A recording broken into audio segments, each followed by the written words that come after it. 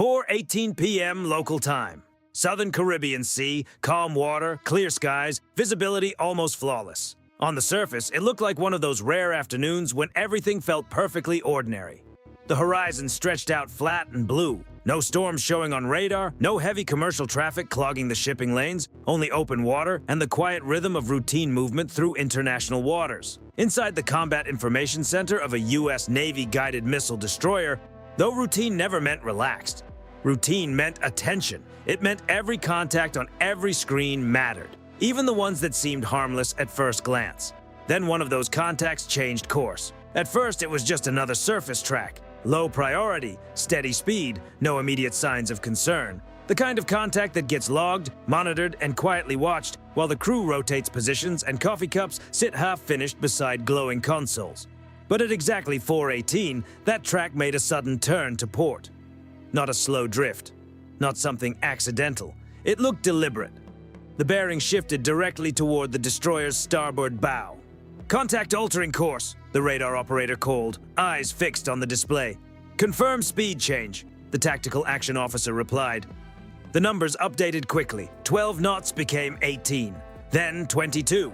That was no casual adjustment. The vessel was Venezuelan, identified by profile as a naval patrol ship. Older hull design, twin-mast silhouette, forward gun mount, clearly visible through long-range optics. No AIS signal, no radio traffic, no answer to standard maritime hails. And in international waters, silence can say a lot. The atmosphere on the bridge changed, but not in the way movies like to show it. No chaos, no panic, just focus. Professional, measured focus. This was exactly the kind of moment training exists for. The captain stepped closer to the console, studying the surface picture. "How close is CPA?" "Under 3 nautical miles and closing, sir." Closest point of approach. The number every mariner watches when 2 steel hulls start pointing too directly at one another. The U.S. destroyer maintained course, maintained speed. That decision mattered more than it might seem. Turning too early could be read as uncertainty. Turning too late could look like loss of control. The rules were clear: warn, document, de-escalate, but do not surrender lawful navigation. Bridge-to-bridge radio calls went out in English, then Spanish. Unidentified Venezuelan naval vessel. This is a United States Navy warship operating in international waters. You are closing distance at high speed. Alter course immediately. No reply. The Venezuelan ship kept coming.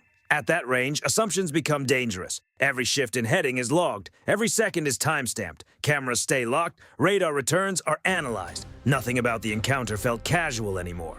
This was not a vessel drifting too close by mistake. This was a vessel making a choice. Inside the Combat Information Center, systems moved from passive observation to active recording. Radar modes tightened. Electro-optical sensors zoomed in, pulling hull detail and heat signatures into sharp focus. The destroyer's electronic warfare suite started cataloging emissions from the Venezuelan patrol ship. Every sweep, every signal, every electronic trace it gave off. There was still no fire control lock. No one was rushing into dramatic action. But posture matters at sea, sometimes just as much as equipment does. At 26 knots, the Venezuelan patrol ship was now moving well beyond what looked routine. Exhaust shimmer trailed from its stacks. Deck crew could be seen near the forward mount. Helmets on, movements deliberate. This was no misunderstanding. On the U.S. destroyer, the order remained simple. Maintain course, record everything. No one on board found that surprising. It was doctrine. Presence without provocation. Control without escalation. In modern naval encounters, the side that reacts emotionally usually loses the advantage first. The distance kept shrinking. 2 nautical miles, then 1.8. At that range, even a small steering error can become serious. And when 2 military vessels come too close at sea, it rarely stays just a navigational issue. It becomes a headline, a diplomatic problem, sometimes something far larger. The captain glanced at the clock. The Venezuelan ship still had time to turn. If it did not, the next move would not be another radio call. Because even with missiles silent and guns idle, the U.S. Navy had other tools. Tools built not for destruction, but for immediate control of the moment. And that moment was arriving fast. By 4:21 p.m., the Venezuelan patrol ship was no longer just a symbol on a screen. It was a growing physical presence, larger with every second, its wake carving a bright white line across the calm Caribbean surface. Speed held steady at 26 knots. For a vessel of that class, that mattered. It meant engines pushed hard, fuel spent freely, and intent placed above efficiency. Navies do not do that by accident. Not this close. Not in daylight. Not while a U.S. destroyer is documenting every move. Inside CIC, the surface picture narrowed. Radar filters were refined. The destroyer's SPY 1D phased array radar updated bearings almost instantly, calculating vectors faster than any human eye could follow. CPA 1.4 nautical miles, the watch officer called out. Time to closest approach, 4 minutes. 4 minutes can feel like forever, and no time at all. The Venezuelan vessel's bow angled toward the destroyer's starboard quarter. This was not parallel transit, not distant shadowing. It looked like pressure, a textbook attempt at tactical intimidation, forcing the other vessel to either alter course or accept a dangerously close pass. The U.S. destroyer chose neither. It simply held its line. That, too, was deliberate. In international waters, changing course under pressure can be read as giving up control of the maneuvering space. The rules did not reward nervous reactions. They rewarded discipline. Another radio hail went out, sharper this time. Venezuelan naval vessel, you are conducting unsafe maneuvers. Alter course immediately. Still nothing. Long-range optics brought the Venezuelan deck into crisp detail. Sailors were visible at the rail. One crewman moved toward the forward gun housing, not operating it, but standing near enough to make the message obvious. Posture, not firepower. Presence, not direct action. Inside CIC, the electronic warfare officer spoke in the same calm tone as before. Receiving low-power surface search radar from the contact. They're scanning us. That crossed a subtle but important line. Surface search radar was not an act of war, but it was not passive either. It meant the Venezuelan ship was actively building its own picture of the destroyer's speed, heading, and distance. Every emission was logged. Frequency, duration, pattern. Nothing was ignored. At this range, the destroyer's command posture shifted again. The commanding officer nodded once. Prepare airborne asset. On the flight deck, the Seahawk helicopter crew was already moving. Helmets secured, checklists moving quickly but cleanly, rotor blades beginning to turn, their low rhythm carrying across the deck. This was not escalation for show. This was controlled presence. At 4:24 p.m., the Venezuelan patrol ship pushed even harder, briefly touching 28 knots before easing back. It felt like a final surge, a message written in engine noise and wake. CPA dropped below 1 nautical mile. Inside CIC, nobody raised their voice. There was no dramatic shouting, no frantic motion, only numbers, vectors, and the quiet professionalism that defines crews who know exactly what they are doing. The destroyer's 5-inch gun rotated a few degrees off centerline. Not aimed, not targeted, just visible enough to be noticed. A reminder. Then the Seahawk lifted smoothly off the deck and banked low over the water, staying below 300 feet and using the sea air just above the surface. From the Venezuelan bridge, it could not possibly be missed. The sound alone announced its arrival. The helicopter did not rush in. It paced the situation. Its sensors came alive. Forward-looking infrared locked onto the patrol ship's hull. Heat signatures stood out brightly against the cooler sea. Faces appeared as pale shapes on the monitor. Every second was recorded, geotagged, and time-stamped.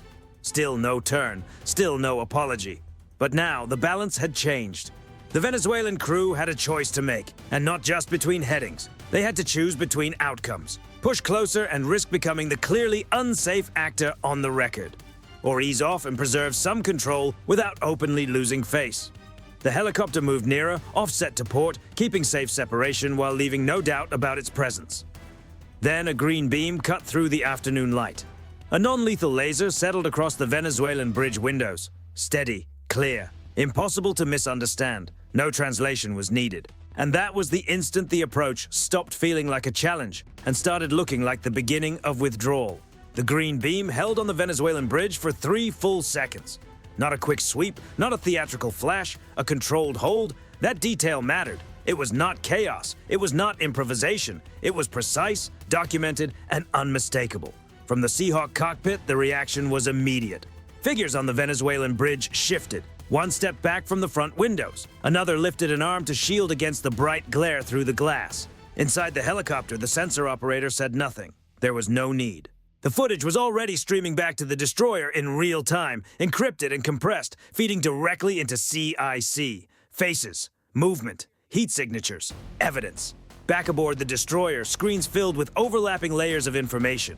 Radar tracks, optical zoom, infrared imagery, electronic emission logs. The Venezuelan vessel was no longer just a contact. It was becoming a fully documented incident in real time. The helicopter pilot keyed the radio, voice calm and official.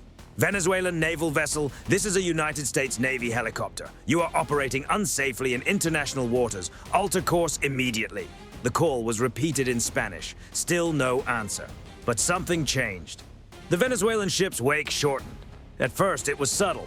The white trail behind the stern no longer stretched as far. It broke sooner. Speed dropped from 26 to 24, then 22. On radar, the projected vector shifted by a few degrees. Not enough yet to call a full turn, but enough to call hesitation. The Seahawk adjusted its position, staying off the Venezuelan vessel's port bow, low enough for every marking to be perfectly visible. U.S. Navy. White star. No uncertainty. The helicopter did not pass directly overhead. That would have pushed the encounter further. Instead, it orbited, slowly, deliberately, patiently. The green beam pulsed once more, then disappeared. The message had already landed. Now the U.S. Navy waited. Inside the Venezuelan patrol ship, the mood on the bridge no longer looked composed. Crew members moved with urgency rather than confidence. One sailor gestured toward the helicopter, another leaned toward the radio console. At 4:29 p.m., after nearly 11 minutes of silence, the radio finally crackled to life. United States naval vessel, a voice said, controlled but tight. We are conducting sovereign patrol operations near Venezuelan waters. It was not an apology. It was not a command. It sounded like a sentence intended for the recording. The U.S. destroyer answered immediately, voice steady and exact. Venezuelan vessel, this is a United States warship conducting lawful transit in international waters. Your maneuvers are unsafe and are being recorded. No threats, no emotion, just facts. The Venezuelan ship slowed again, 20 knots, then 18. Its bow drifted farther away from the destroyer's track. The CPA widened to 1.5 nautical miles, then 2. From the Seahawk's infrared camera, the difference was obvious. Deck crew stepped back from the forward mount. Helmets came off. Body language softened. The edge of the confrontation had passed. The helicopter maintained position for one more full orbit, sensors still locked, documenting every second of compliance. This was not about celebration, it was about clarity. If the incident ever reached a courtroom, a tribunal, or a diplomatic table, there would be very little room for argument over who had escalated and who had not. At 4:33 p.m., the Seahawk climbed to 500 feet and turned back toward the destroyer. No dramatic departure, no final show of force, just a clean exit. On the U.S. ship, no one cheered, no one made a speech. The watch simply continued. Behind them, the Venezuelan patrol vessel trailed at an increasing distance. No longer closing, no longer pressing, its engines sounded steadier, its course looked cleaner. The confrontation was finished, and what stood out most was not that Venezuela backed away, it was the way it happened. No shots, no shouted threats, no dramatic last-second turn by either vessel. Just discipline, documentation, and a response so measured that it left almost no room for misreading what had happened. That is part of what modern naval power looks like. It does not always arrive as noise or destruction. Sometimes it arrives as control, a hovering helicopter, a green beam across a bridge window, a calm voice on the radio, a memory card quietly filling with time-stamped evidence. And that lesson had just been delivered in full view of the Caribbean Sea. By 4:36 p.m., the water between the two ships looked exactly as it had before the encounter started. Calm, flat, almost indifferent. But the data on board told the real story. On the U.S. destroyer's radar, the Venezuelan patrol ship was no longer a converging vector. It was opening the distance with every passing minute, becoming smaller on the scope, moving from immediate concern back into routine monitoring. From a distance, anyone looking out across the water might have thought nothing unusual had happened. Just two gray ships on a wide blue sea. But inside the systems, logs, recordings, and sensor feeds, every second of the encounter had been preserved. The turns, the speed increases, the unanswered hails, the radar emissions, the helicopter launch, the hesitation, the slowdown, the eventual response, all of it. And that is what made the moment so striking. The result was decided not by panic, not by volume, and not by reckless action. It was decided by composure under pressure. by a crew that never rushed, never lost the picture, and never gave away control of the situation. Out on open water, where distance can shrink quickly and misunderstandings can grow even faster, that kind of discipline matters more than most people realize. Because sometimes the strongest move is not the loudest one. Sometimes it is the decision to hold course, say exactly what needs to be said, document everything, and let the other side understand, clearly and unmistakably, that the situation is no longer on their terms. Its speed had now fallen below 18 knots. The course had shifted several degrees away from the destroyer's track, enough to make the gap between them grow wider with every passing minute. CPA, 3 nautical miles and increasing. The danger window was over. From the bridge, the Venezuelan vessel looked smaller now, its outline slowly fading against the horizon. Activity on deck had settled back into ordinary movement. No sailors lingering near the gun mount, no abrupt maneuvers, no visible tension, only a steady transit as though the previous 15 minutes had never happened. But for the crew watching it all unfold, this was not the kind of moment anyone would forget. Inside the Combat Information Center, the team shifted from immediate response to post-incident procedure. Timelines were locked in place. Sensor logs were secured. Every second of radar data, every optical image, every electronic signature was archived, backed up, and preserved. This was not paperwork for the sake of formality. It was strategic protection. In encounters like this, the record matters almost as much as the action itself. The commanding officer reviewed the sequence in silence. No extra commentary, no second guessing. The ship had done exactly what doctrine required. Assert lawful presence, avoid unnecessary escalation, and maintain complete control of the narrative from start to finish. At 4:38 p.m., the Seahawk touched back down on the flight deck. The rotor blades slowed. The crew stepped off without ceremony. Within minutes, the helicopter would be checked, refueled, and ready to launch again if needed. It was simply part of the rhythm. For the sailors topside, the moment ended quietly. No visible release of tension, no dramatic reaction, just the shared understanding that professionalism had done exactly what it was meant to do. Behind them, the Venezuelan vessel continued along its altered course, and now what mattered was no longer the distance between the two ships. It was the precedent that had just been set. Back in Caracas, the incident would almost certainly be described with careful wording. Official statements would likely mention routine patrol activity and the protection of sovereign waters. There would be no mention of laser warnings, airborne surveillance, or a sequence of recorded maneuvers that told a very different story. But the Venezuelan Navy would know exactly what had happened. They had pressed a U.S. Navy destroyer in international waters and received a response that gave them no advantage, no leverage, and no useful image to turn into a political victory. In Washington, the encounter would probably pass without public spectacle. No major briefing, no dramatic public statements, no display of triumph. More likely, it would appear as a line in an operations summary and a quiet update passed to analysts, planners, and decision-makers. Even so, the meaning would be obvious. This was not some isolated encounter with no larger context. It fit into a broader pattern. In recent weeks, U.S. operations in the Caribbean had become more active, and not by chance. Counter-narcotics missions, maritime domain awareness patrols, intelligence collection, all of it forming part of a larger effort. Each operation applied pressure not only to physical networks, but also to the political messaging Caracas depended on. The Venezuelan move was not really military escalation in the classic sense. It was friction. A deliberate attempt to create pressure, force hesitation, and possibly generate imagery that could later be framed for domestic audiences. But friction only works if the other side gives it something to work with. This time, the United States did not. By holding course, by refusing to overreact, and by answering pressure with documentation rather than drama, the U.S. Navy denied Venezuela the one outcome it likely wanted most: a visually dramatic confrontation. There was no explosive moment to broadcast, no emotional response to amplify, only a detailed record showing unsafe maneuvering met by calm professional control. For the Venezuelan crew, that lesson was immediate and personal. They had been observed clearly, tracked completely, and recorded without ambiguity.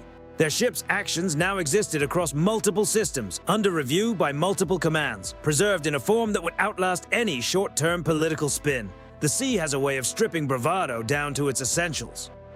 As the distance continued to open and the sun moved lower over the Caribbean, the encounter faded back into routine operations. Watches rotated, logs were updated, the destroyer continued its lawful transit through international waters, unchanged by pressure and unmoved by theatrics, but the message had already traveled farther than either ship could physically see.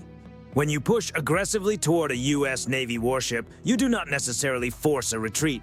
More often, you create a record. And in modern maritime standoffs, that record can carry more weight than any display of firepower, because it shapes who controls the story long after the ships are out of visual range.